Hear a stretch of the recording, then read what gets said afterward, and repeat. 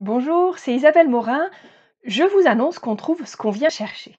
Alors, je vais vous illustrer ça avec l'exemple de la formation, mais c'est vrai dans toutes les activités professionnelles ou personnelles, que ce soit dans votre travail, dans vos activités sociales, ou même si je pousse un peu plus loin, dans votre foyer, dans vos choix personnels. On trouve ce qu'on a envie de trouver.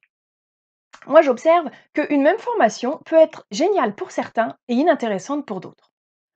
Souvent, les personnes qui vont trouver une formation inintéressante, on va expliquer ça par leur expérience, leur formation initiale, le fait qu'ils ont déjà travaillé sur le sujet, qu'ils ont déjà suivi une formation sur cette thématique, etc.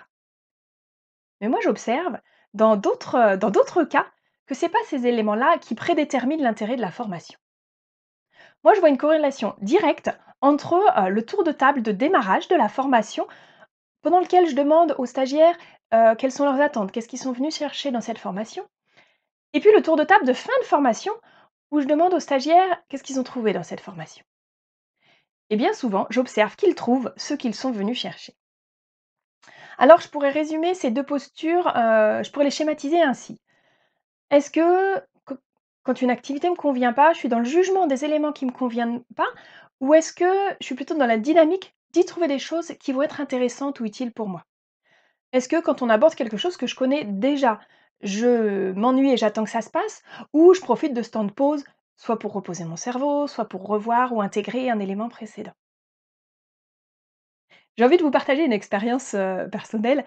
Un organisme de formation avec lequel, je travaille maintenant m'a demandé au départ de suivre une de leurs formations avec un autre formateur pour m'imprégner de leur pédagogie.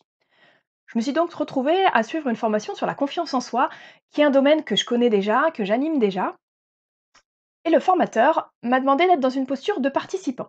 Alors je me suis demandé ce que j'allais bien pouvoir tirer de ce sujet, et puis finalement, j'ai eu l'idée de prendre un domaine de ma vie dans lequel j'avais moins confiance en moi.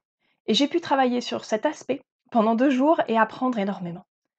J'en arrive à la conclusion que je pourrais moi-même suivre mes propres formations sur des sujets que je connais très bien et j'aurais beaucoup à en tirer pour ma vie. Alors j'en conclus que c'est pas parce qu'on connaît un sujet qu'on n'a rien à en apprendre, c'est vraiment notre posture intérieure qui va nous permettre de tirer le meilleur parti des activités qu'on suit. Merci de m'avoir suivi. Vous êtes de plus en plus nombreux à suivre ma chaîne YouTube.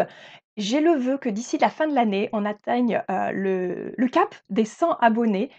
Je vous sollicite, si vous voulez me soutenir pardon, pour cet objectif, je vous invite à identifier une personne autour de vous qui pourrait être intéressée pour s'abonner et à lui parler de moi, lui transmettre le lien pour qu'ensemble on atteigne cet objectif. Je vous retrouve la semaine prochaine et je vous annonce que je vous ai réservé une petite surprise.